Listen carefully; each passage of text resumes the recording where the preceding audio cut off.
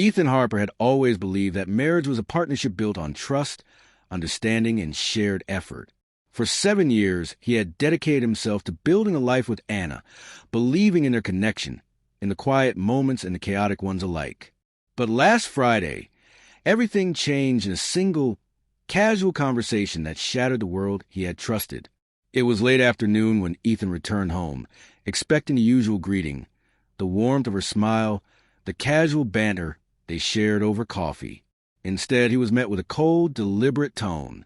Anna sat on the couch, scrolling through her phone, barely looking up. "Ethan," she said, her voice flat and precise, "I don't want to be a wife anymore." For a moment, Ethan froze. The words were simple, yet devastating. Not a hint of regret, not an apology, just a statement, a declaration. She didn't cry, she didn't flinch, she didn't hesitate. The confidence in her tone suggested she had rehearsed this, anticipated his reaction, expected anger or despair, perhaps even tears. Instead, Ethan felt something unexpected, clarity. He could have shouted, demanded explanations, begged her to reconsider. But he didn't. Years of patience, observation, and understanding had taught him that reaction without strategy achieves nothing. He breathed slowly, keeping his voice calm. "I hear you, Anna," he said evenly, "but I need to understand why. Not to argue, not to fight, but to know." Anna rolled her eyes slightly, clearly irritated by his composure. "You don't get it, Ethan," she said, finally looking at him. "I don't want the responsibility. I don't want the expectations. I don't want to be tied down. I'm done being a wife." Most men would have responded with shock, anger, or hurt. Ethan responded differently. He recognized that her confession, though hurtful, revealed a weakness, a vulnerability born of arrogance and self-centeredness. She expected him to crumble, to react emotionally, to let her dictate the narrative. But he didn't. His calm, measured response was a quiet signal that he had not been caught off guard, that he had control over his own life and emotions. He stood slowly, walked to a window, and looked out, taking a deep breath before turning back to her. "If that's truly how you feel," he said softly, each word deliberate, "then I respect your honesty. But understand this, my life, my peace, my dignity, they aren't yours to manipulate or discard." Anna blinked. For the first time, the confident mask she had worn began to falter.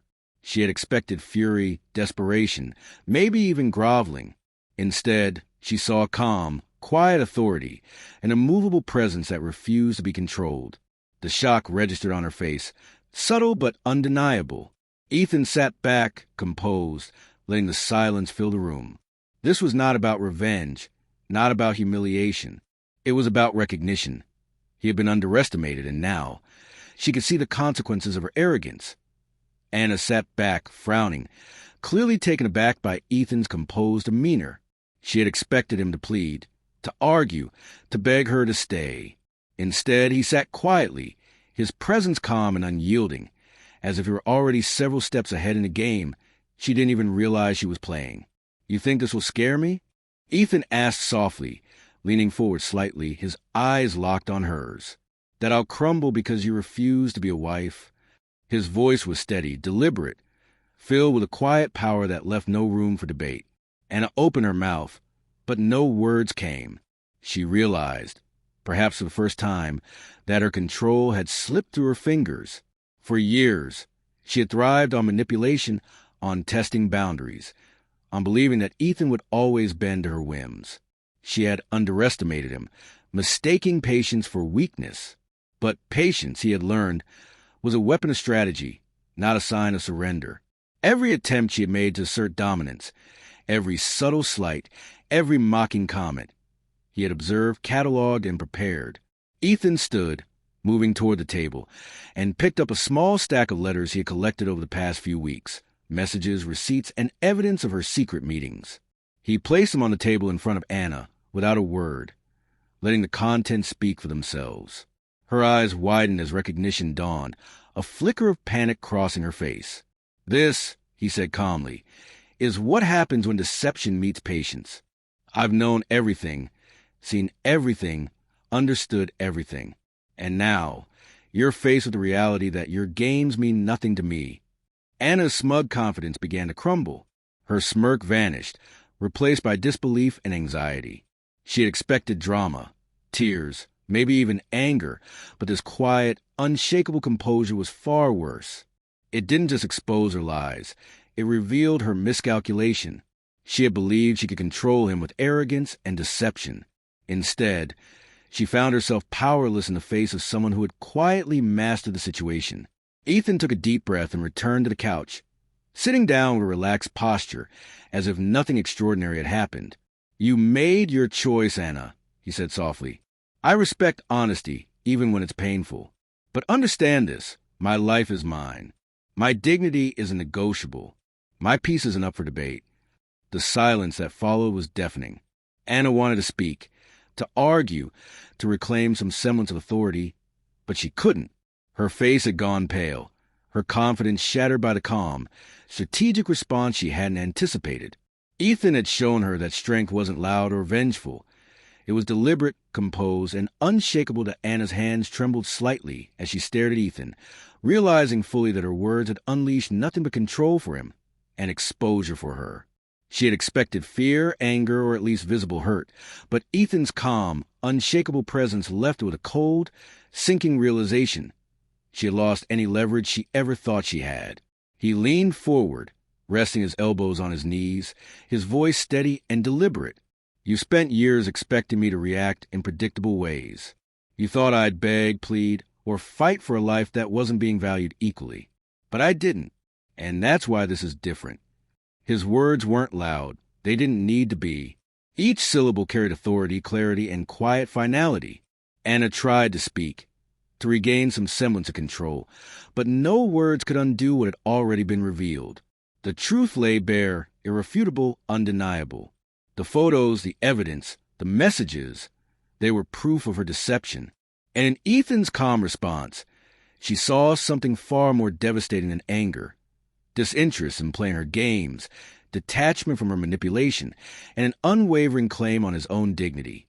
For the first time, she felt panic creep in, subtle but unmistakable. Her smirk had disappeared. Her eyes, once full of arrogance and confidence, now flickered with uncertainty. Ethan's strategy was clear.